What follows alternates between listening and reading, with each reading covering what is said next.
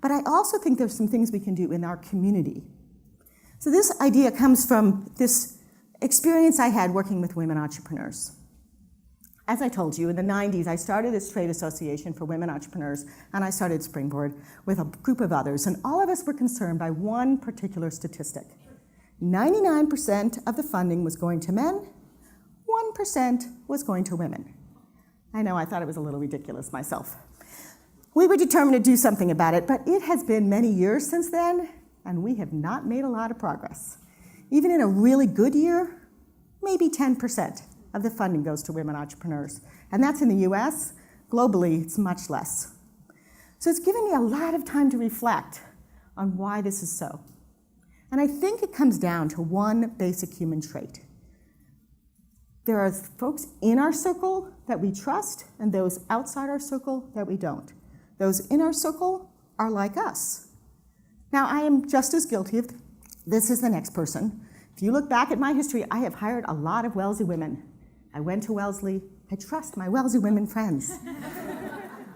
So I can't be surprised that those mostly male venture capitalists in Silicon Valley and beyond are funding people who remind them of their younger self. Someone who went to the same school, studied the same subject, plays with the same tech toys. These are the folks that they rely on. And I am not naive enough to believe that we are going to change this overnight. Indeed, I'm going to think it's going to take a lot longer than that, and I'm sure that there's some scientist in the room who could tell me that it is wired in our DNA. And yet, I think we can all agree that what we're doing today is not working. Too many great ideas and great people are left on the sidelines. And the research shows that at the top of organizations, when you have diversity, you have better companies, better success. And when you have more diversity on teams, you have more innovation, more good ideas. So, what can we do? My invitation to all of you is that we can start working on this today. Thinking about who we're sitting with as we come back from the break and having a conversation with someone we would not naturally meet. At lunch, talking about who's in our trust circle and how might we expand it. When we head back to our office on Monday morning, how might we think about adopting somebody, taking somebody under our wing who is nothing like us? In fact, makes us feel a little uncomfortable.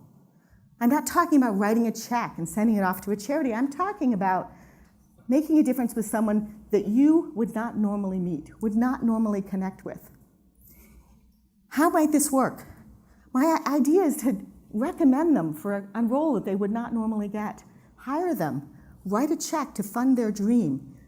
As we all begin to reopen our trust circles, especially in a time when we're pretty hunkered down and pretty concerned about us versus them, I believe we start to rebuild that glue that holds us together.